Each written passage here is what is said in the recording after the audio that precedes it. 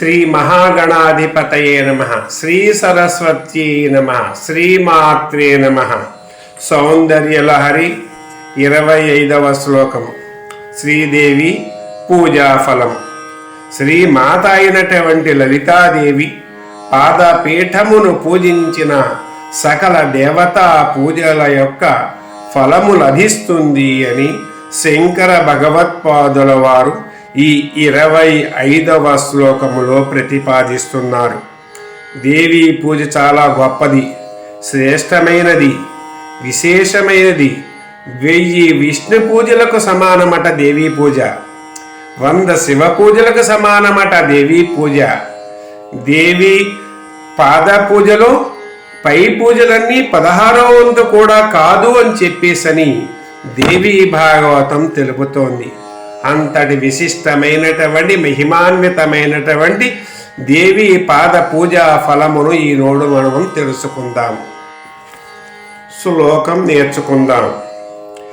త్రయాణాం దేవానాం త్రిగుణజనితానాం తవ శివీ భవేత్ పూజా పూజా తవ చరణయోర్యా విరచిత తదా హి త్వత్పాదోద్వహనమణిపీఠస్య నికటే స్థితా హేతే శశ్వన్ముకుళితకరం తం సమకుటాః.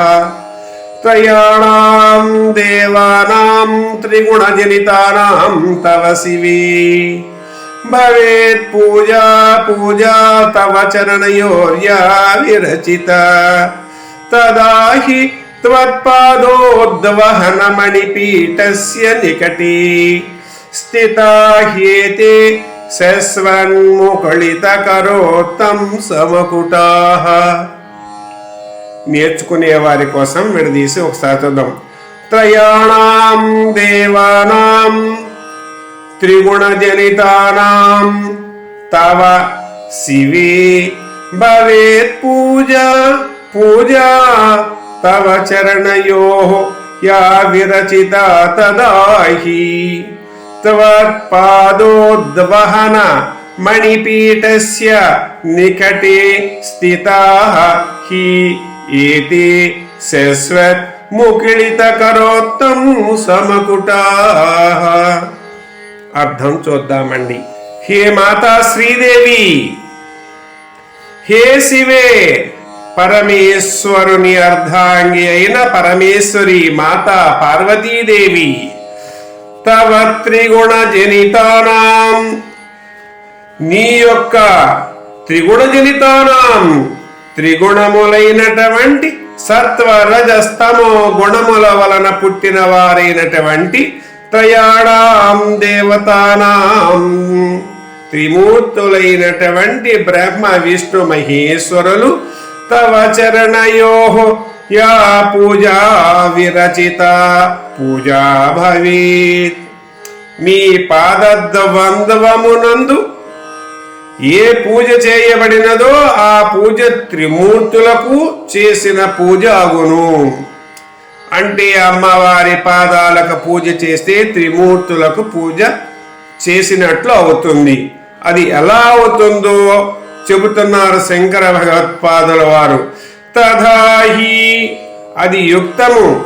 ఎందుకు అంటే త్వత్పాద ఉద్వాహనమణిపీఠస్య నికటే, నీ యొక్క పాదపీఠములు నీ పాదములు ఉంచబడినటువంటి మణులు పొదిగిన బంగారు పీఠములకు సమీపములో శశ్వత్ ముకుళితకరోత్తం సమకుటాః, ఎప్పుడు నిరంతరము నీకు నమస్కరిస్తూ చేతులు 2 జోడించి కిరీటముల వద్ద ఉంచి తలకాయలు వంచి నీ యొక్క పూజకు చేస్తున్నటువంటి వారై బ్రహ్మ విష్ణు మహేశ్వరులు తమ యొక్క కిరీటములను వంచి చేతులను ముకుళితముతో నీ యొక్క పాదములను చూస్తూ సేవిస్తూ ఉన్నారు కదా అని చెప్పేసి ఇక్కడ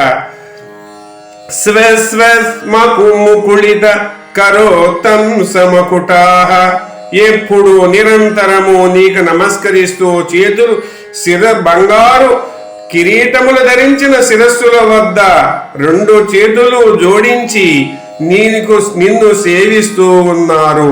ఏతే స్థితాహి, ఆ త్రిమూర్తులైనటువంటి బ్రహ్మ విష్ణు మహేశ్వరులు నిలిచి ఉన్నారు నీ పాద పీఠముల చెంత. వారు నిన్ను సేవిస్తూ ఉన్నారు. అటువంటి వారిని నిన్ను సేవిస్తే వారిని కూడా సేవించినట్లే కదా అని ఇక్కడ శంకర భగవత్పాదుల వారు తెలియజేస్తున్నారు. ఇక భావం చూద్దామండి.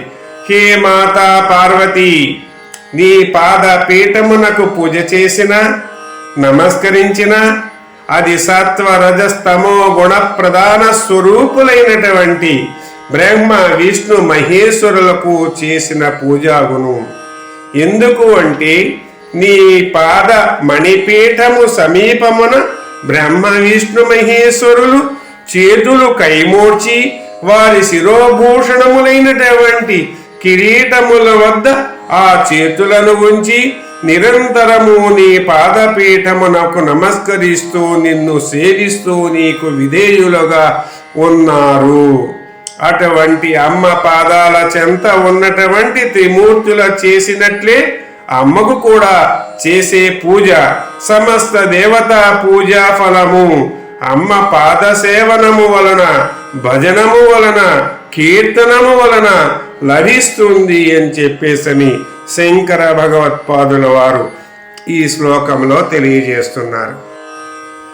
శంకర భగవత్పాదుల వారు 24వ శ్లోకములో అమ్మవారిచే నిర్వహించబడుతున్నటువంటి పంచకృత్యములు అయినటువంటి సృష్టి, స్థితి, లయ, తిరోధాన, సంహార క్రియలను గురించి మనం చెప్పుకున్నాము. అక్కడ అమ్మవారు బ్రహ్మ, విష్ణు, రుద్ర, మహేశ్వర, పరమేశ్వర అనేటటువంటి 5 దేవతామూర్తులను నియమించి వారి చేత ఆ 5 పంచకృత్యములు అమ్మవారే నిర్వహిస్తున్నారు అని చెప్పేసని మనం అక్కడ చెప్పుకోవడం జరిగింది.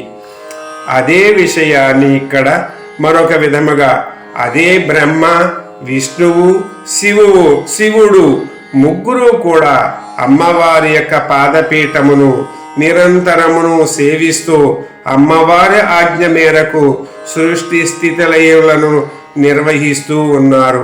అటువంటి వారిని మనము పూజించవలెను. అంటే వారిని ఎక్కడ ఎలా పూజించాలి అంటే ఇక్కడ శంకర భగవత్పాదులు వారు చెబుతున్నారు. వారు నిరంతరము అమ్మ పాదపీఠము చెంత సేవిస్తూ ఉన్నారు.